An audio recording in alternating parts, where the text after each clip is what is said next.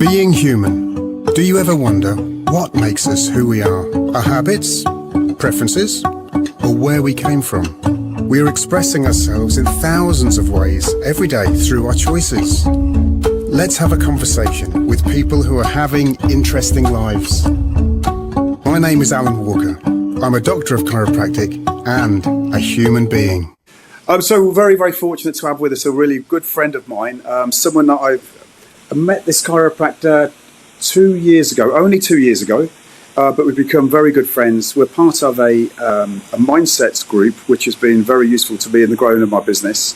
But this chiropractor is absolutely fantastic with what he's done. He spends a lot of his time mentoring and honing the skills of young chiropractors newly out of university, who, to be fair, some of them don't have a Scooby-Doo. They are coming out just like I did, with some skills, some wonderful skills of chiropractic, but actually knowing where they're going and what the future is a little bit dull, a little bit grey. They think they've got it under control. They don't obviously, straight from university, realise that there's a lot to learn. There's a lot of skills, a lot of business skills, and there's a lot more experience that they're going to have with working with their own clients before they can open up their own clinic, and that's certainly what I found. For myself, I worked for Helsa for 2.5 years before I decided to step out and open my own business, and those skills I learnt there were absolutely formidable. So this gentleman also has written 2 absolutely fantastic books. He's an author and also runs his own podcast. So welcome to the podcast, Kris Harm. Thank you for coming and joining us. Thank you, Alan. It's a pleasure to be here. It's nice to have a chat with a friend about chiropractic, as we do. So thank you. Absolutely. I very much look forward to the conversations myself. I feel very fortunate to be doing a podcast and have the opportunity to talk to someone like yourself for an hour focusing on chiropractic. So if you don't mind, what I'd like to do, Kris, is to ask you a little bit about your sort of beginnings. You know, where are you from? You haven't got an English accent. Where do you originate from? I'm born and raised in Sweden, and moved here when I was 27 in 1998. So then people can figure out my age with that. I studied in Sweden. Well, you look about 27. You look 27. You know. Thank you. It's very kind of you. It must be the light. It must be the lighting. Yeah. And my whole upbringing was there. My mum is Swedish. My dad was German. And I very early on knew I wasn't going to stay in Sweden. It's never been for me. But it was a handy place to get education and security from. So I stayed there for quite a while. Graduated in 97 and instantly went to London to party with my friends for a couple of weeks. And I realised that I liked it here and decided there and then that I was going to move. So, and then become a UK citizen. How long did that take? Well, I'm not a UK citizen yet. No. Because before we left the EU, there was no point becoming British because I didn't need to have that passport for anything else apart from voting abilities in the governmental elections. Now I'm in the process of getting a British passport, just because it's handy to have going in and out, not so much for any other reason. But before I didn't need to, and I certainly wouldn't ever let go of my Swedish passport, because they still have a very good social security there, and if, God forbid, something bad would happen, I probably will go back to their system.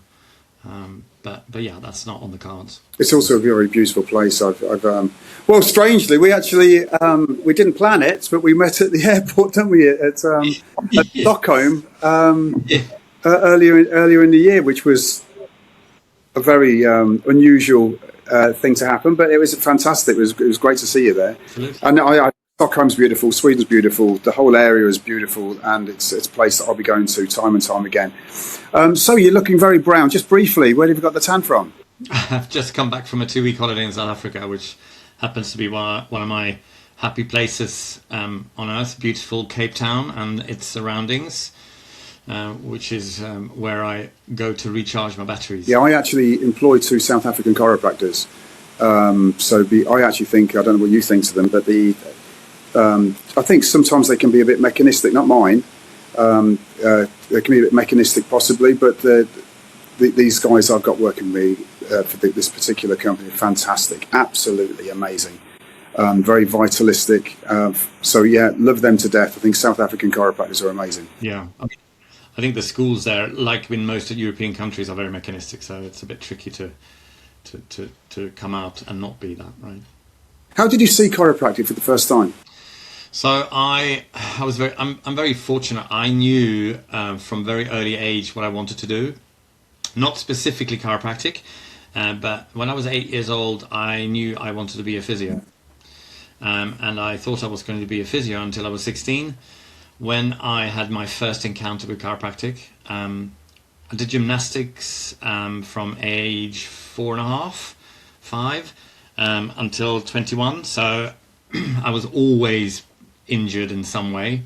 So I spent a lot of time with physios and massage therapists. And when I was 16, I had a quite severe accident doing a backflip and landed on my head. I was so tired I just forgot to put my arms out basically, and had a compression in my neck, and ended up not being able to lift my arms properly and couldn't therefore wash or dress myself, which is not fun when you're 16 and you're having to have your mum and dad to do that for you. So I was taken to a chiropractor by my coach, and it was his teacher. He was studying to be a chiropractor, and I didn't know what that was and what they did or anything. But he didn't do much explanation, which we won't go into to why. And he laid me on the table and adjusted my neck with this almighty bang, and it freaked the hell out of me. Started crying, and he sat me up and he said, "Touch your nose," because I couldn't actually literally do that. And he said, "Touch your nose," and I said, "I can't touch my nose." And he said, "Try and touch your nose," and I touched my nose, and literally in that second, I wanted to be a chiropractor. Yeah, absolutely. Great story, that one. It's I mean, it took 4.5, maybe 5 months before I could go back to exercise, and stopped my individual career there, but continued to do sort of gymnastics / acrobatics a little bit until I was ready to leave. So yeah, it's when people come to me with things that they have issues with, no matter what level it is, I know I can help them. I was called very self-assured yesterday by one of the clients I saw, and I said, "Let me tell you my story." So I told the story, and I said, "I know I can help you."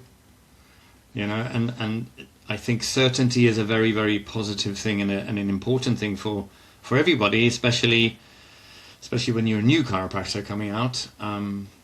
But if you have that kind of experience, whether it's your own or somebody else's borrowed, hearing the story from somebody is powerful. It's powerful. Do you know, I can still see, obviously you're 27 now, so this only was 10 years ago, but I can still see the emotion.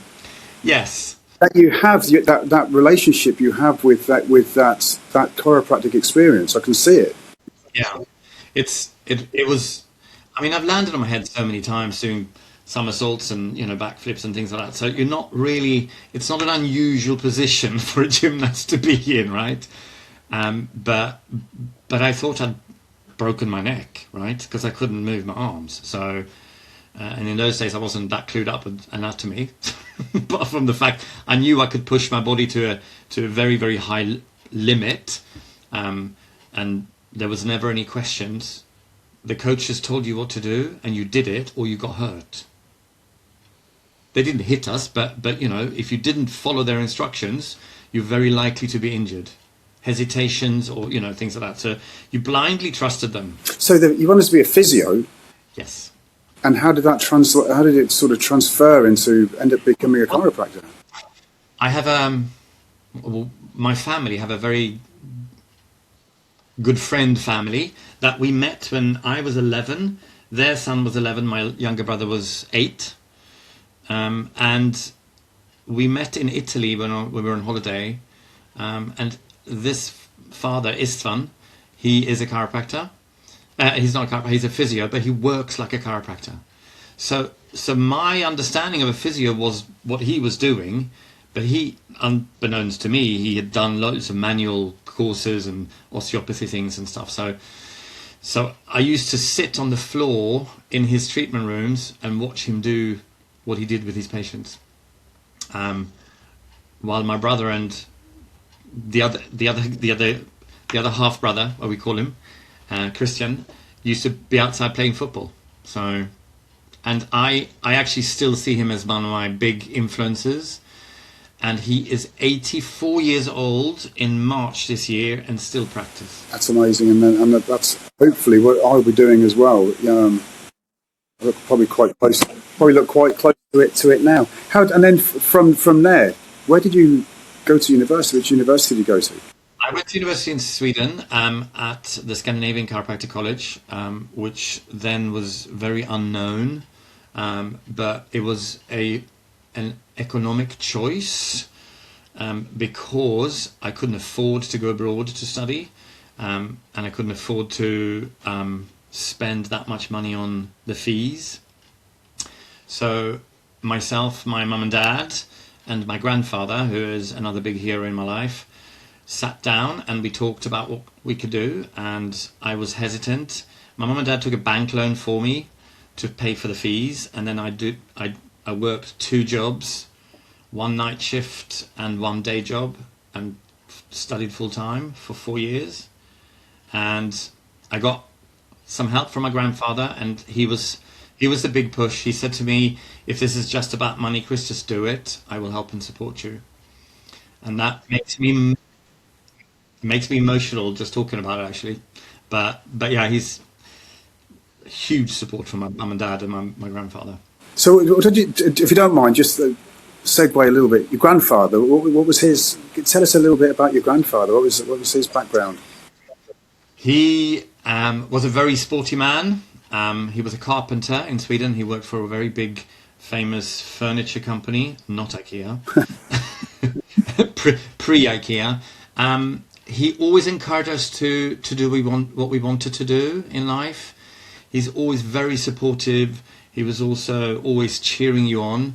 I happen to be the oldest grandchild and the first grandchild, and I think there's always a little bit of a special connection there. He was a man with many siblings in different forms and shapes, and yeah, he grew up with good support, I think, and gave good support to us.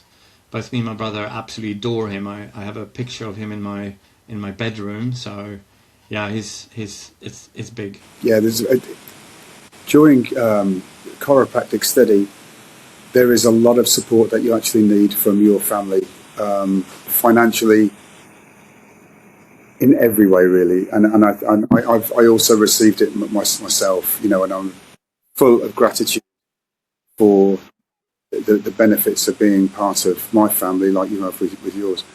So that was where you went to university, and you graduated. When did you graduate, and where did you go to then? We graduated in May '97. We finished May '97. We had a graduation, I think, in June or July, and I had then already been to London. I came to London on the 14th of June, I think, and went home on the 28th or 29th, so roughly 2 weeks. And I came back, and I remember saying to my friends on the plane back, next time I go there, I'm not coming back. So I was determined already. I've never really seen myself as a determined person, but looking back, clearly I am a determined person, because otherwise I wouldn't have pushed myself through school like that. And yeah, I came home and I told my 2 friends that I was supposed to open it practice with together, that I wasn't. And I was shipping off to London. I'm not sure my parents really believed me to start with, but as time progressed over that 6-month period, setting things in motion, trying to get on courses in London just to get into the life, they slowly but surely realized that I was being very serious about it. So, and I came to London on the 2nd of February 1998. During that time, you'd obviously left university, you've got a chiropractic degree. Where did you get your help and support? For example, when people are leaving now I said earlier that people are leaving without understanding how much support they're going to need once they've got their qualification. They haven't got a clue in my mind. But where did you get your support from? I didn't. I didn't have a support from anybody in the chiropractic profession as such, apart from my own curiosity to start with. And even coming here, I didn't have the best welcoming here, because the only association that existed in those days was the BCA.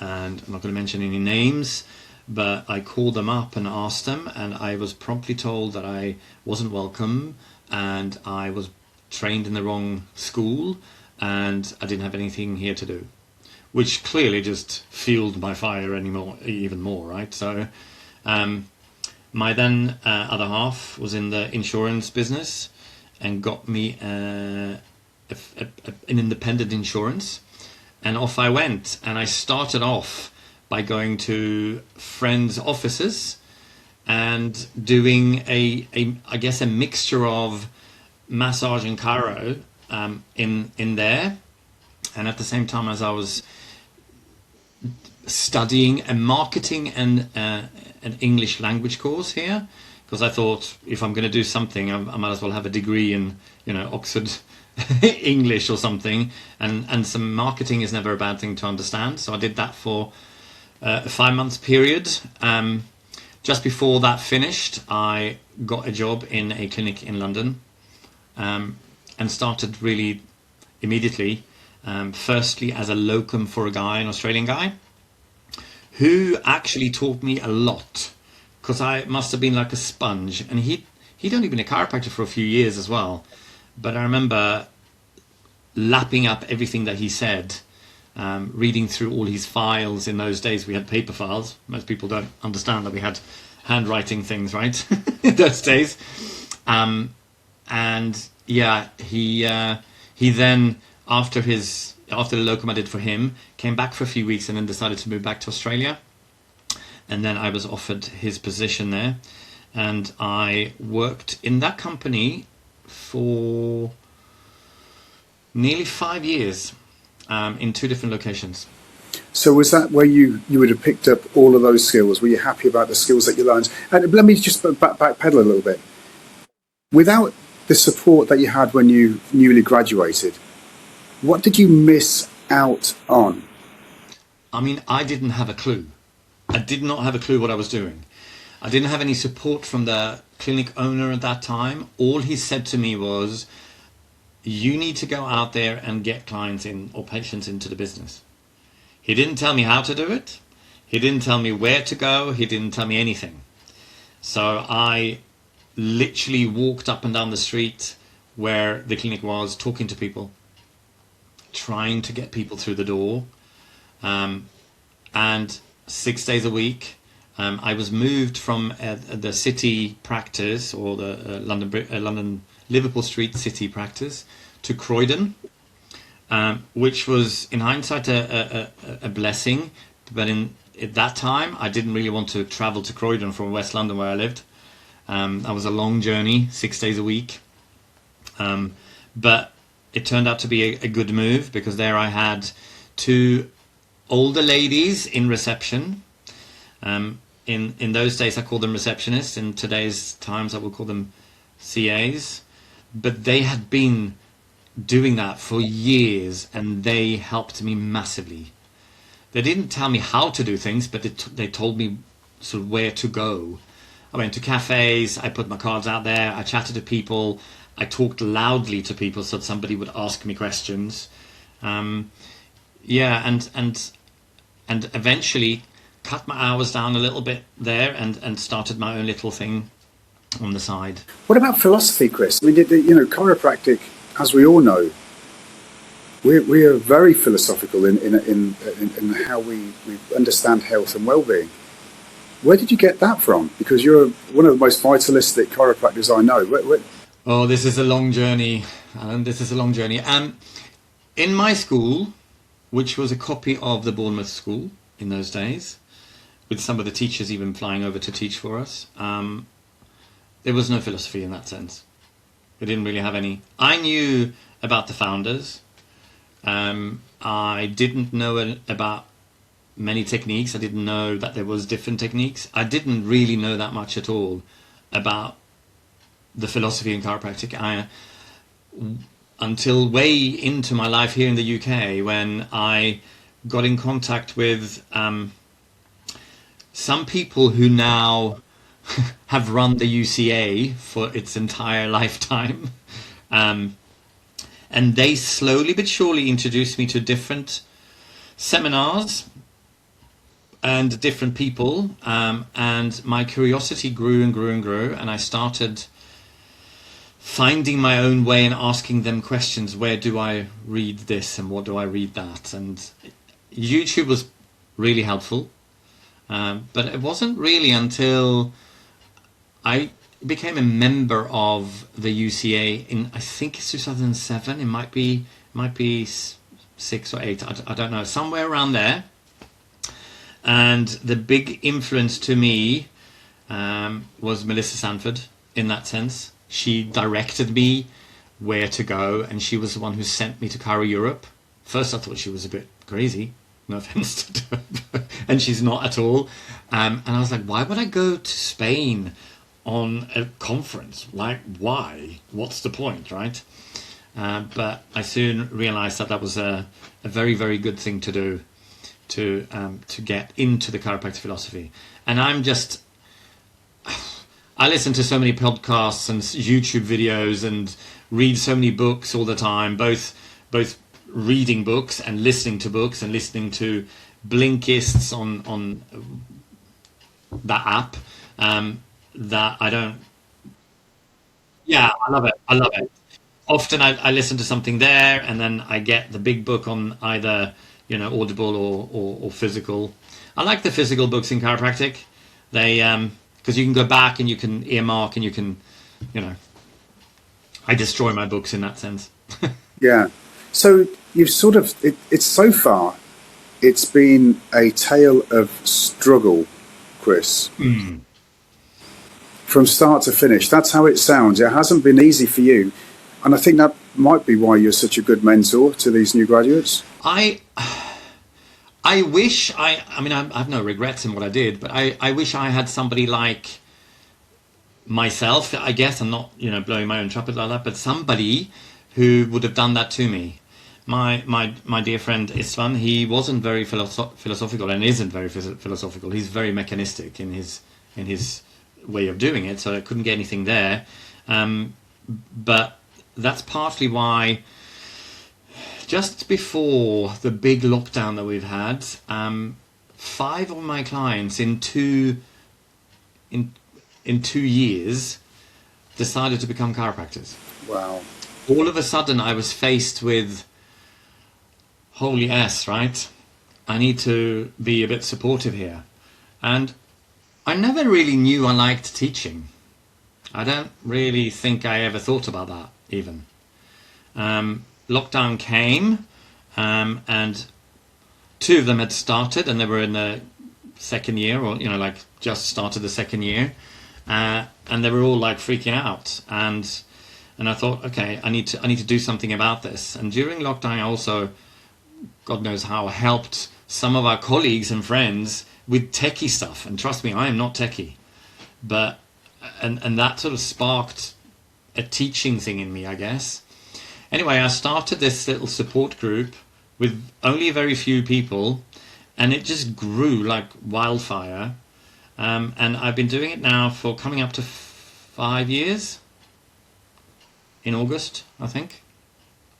And we do monthly calls. I nowadays only invite guest speakers. I used to do some philosophy talk myself, and I realized that it's much easier to invite my friends to talk, and then I get to hang with my friends and be with people who are wanting to learn. So, and what's that called? What's that organisation called? And can anyone join it, or are you picking them special? Well, this is a funny thing. Anyone can join it, as in anyone who is a Chiro student and a new grad up to 3rd year.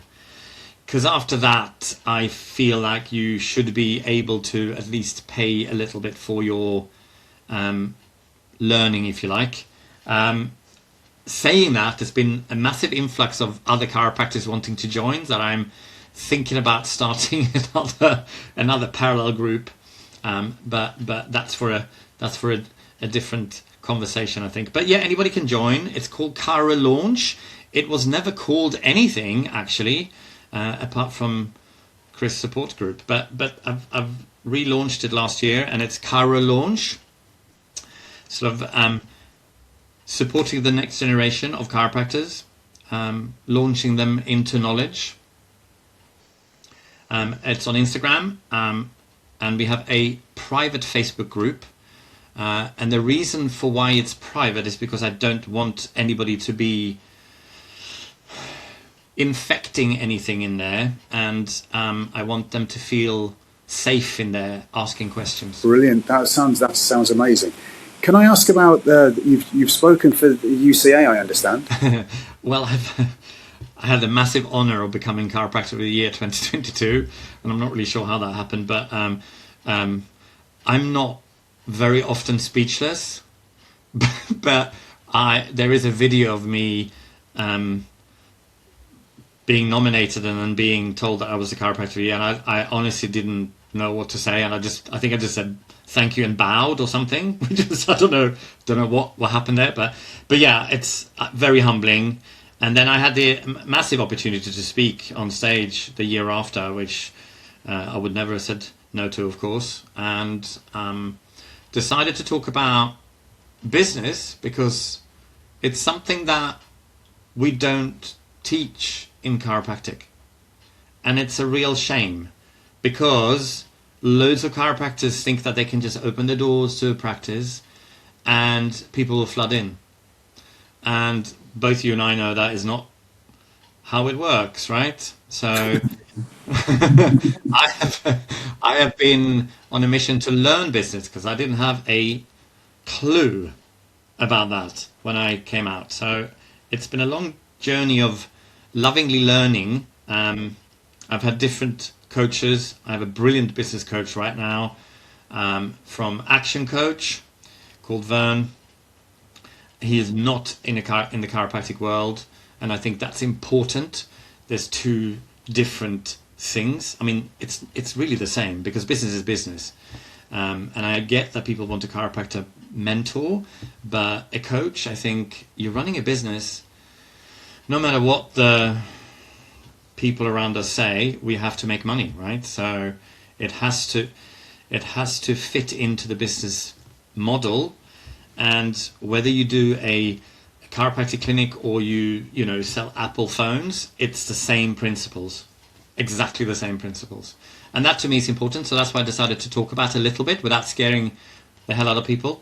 I did a short talk about a bit of marketing, a bit about business, and basically said, are you running a business or have you just created a job for yourself, which is what most people have. That's a good statement. That's something to think about for later. And where else have you spoken, Kris? I know that you're a regular for Chiro Europe.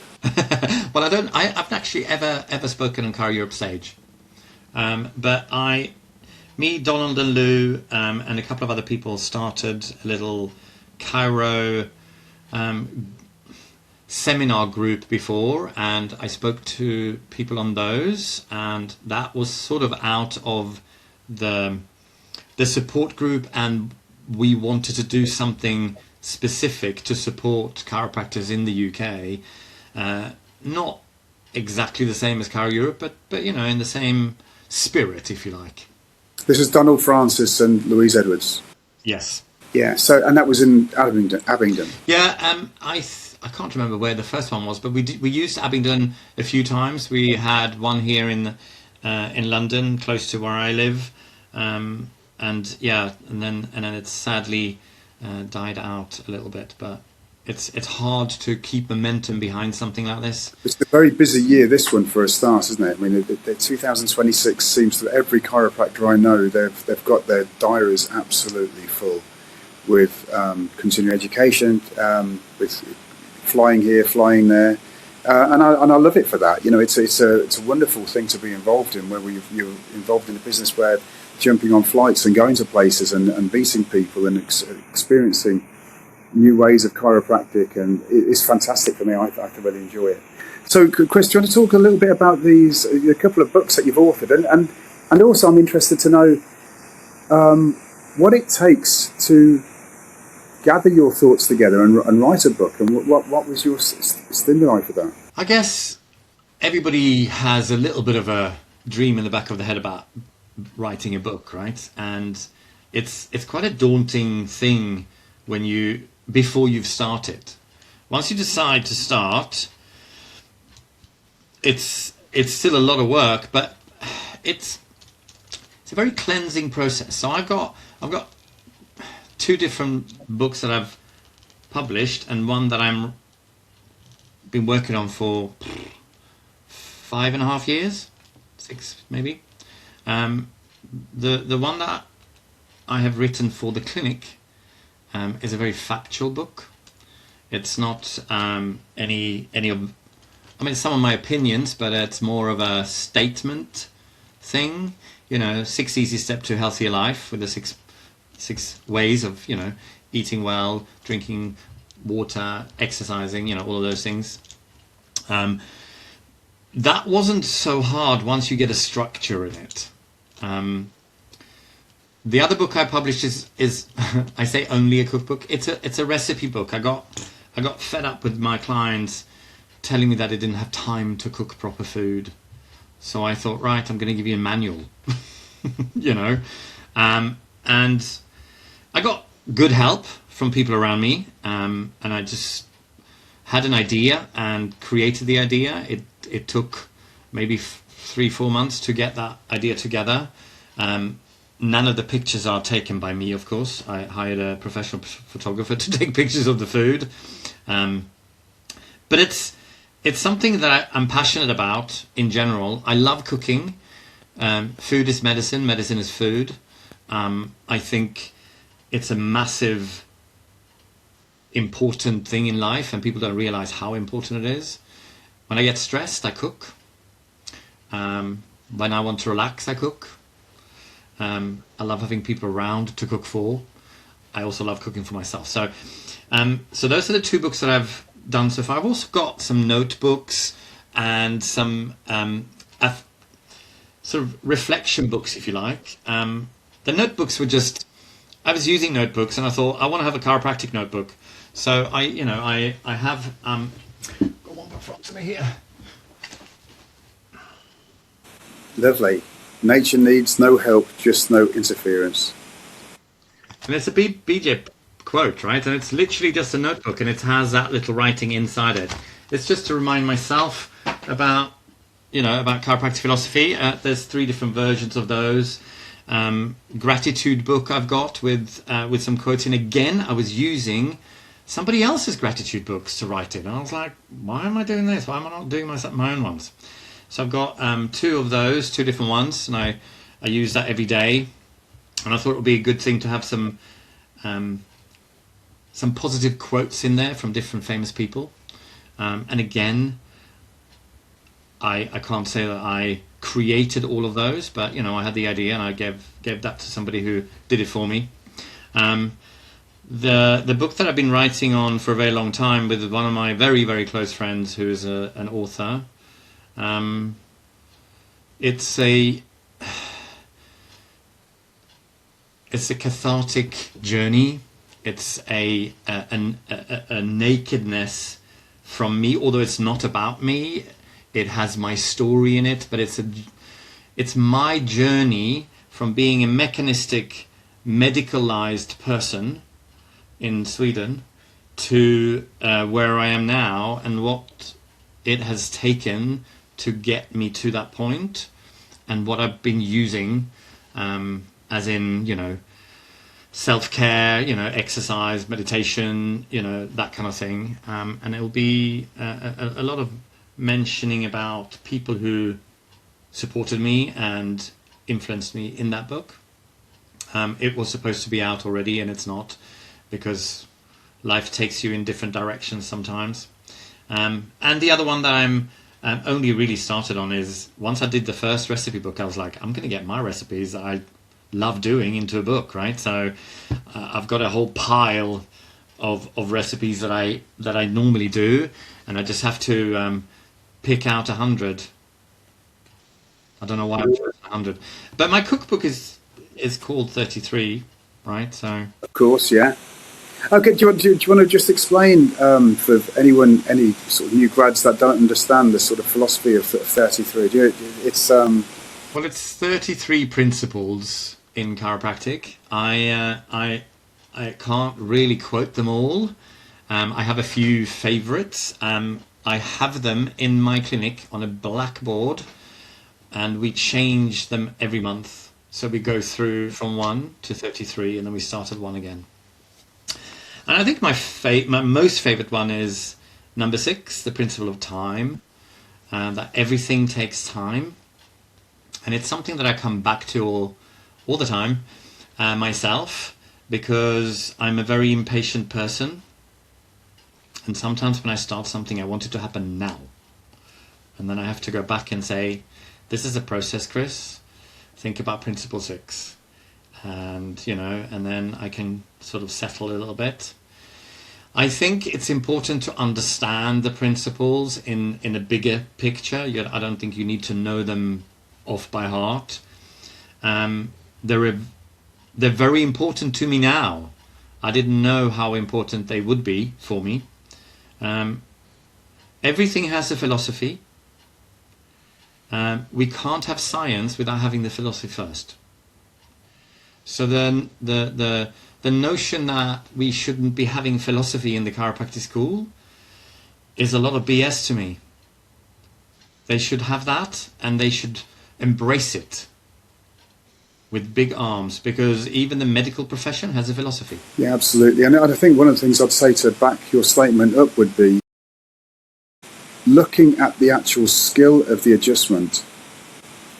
The most amazing chiropractors, the legends of chiropractic, in my eyes, with how they adjust, are the ones that have got the biggest philosophies of what they're actually doing and how they're making that change to that life force. I think you, once you open up your heart and your mind to that, you become a different person in that sense.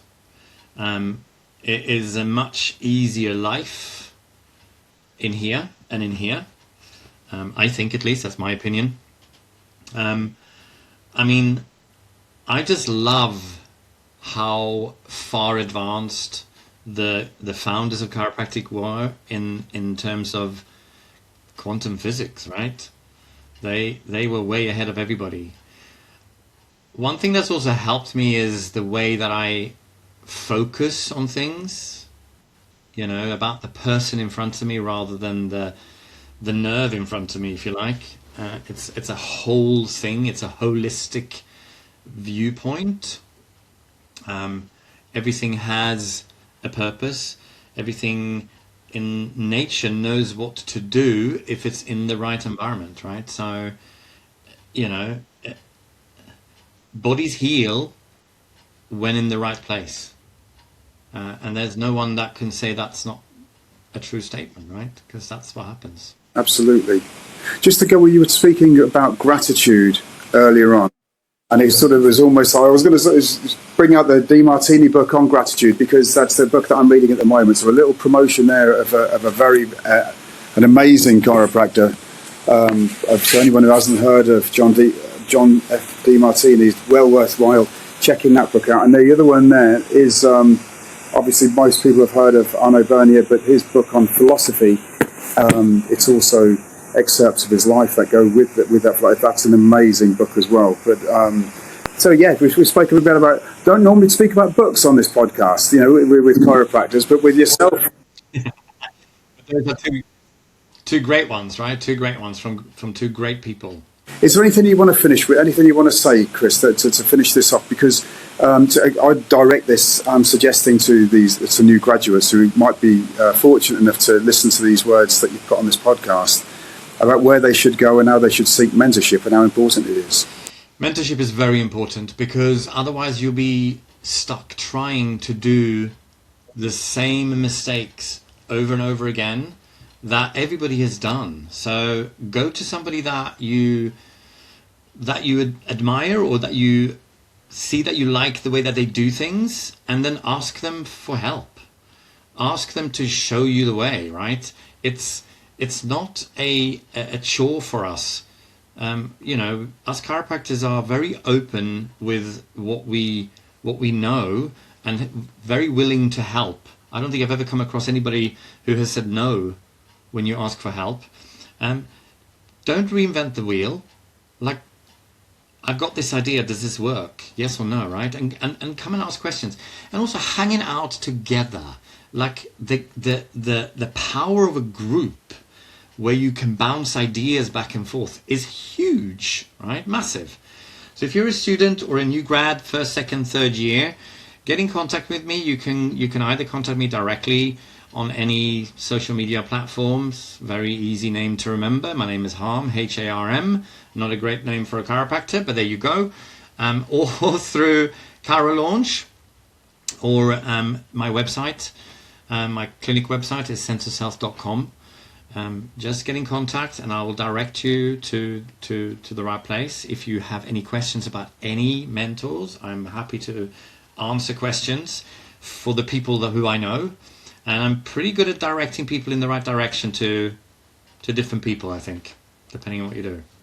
You know, Kris, it's fantastic. I've thoroughly enjoyed speaking to you, and I've learned a lot myself. I enjoy listening to this podcast, going over these directions that you've given, and I'll certainly pass it on to some of the new graduates that I actually know who are looking for help and support at the moment. I want to thank you so much for coming on the podcast of Being Human and Chiropractic Revolution. And guys, if you've enjoyed listening to this podcast, then please like and share. Send it to any new graduates, because I think Kris and his organisation could really, really help you. So thanks to everybody. Thank you, Kris. Thanks for coming on board. And look forward to speaking to you in the future. Take care.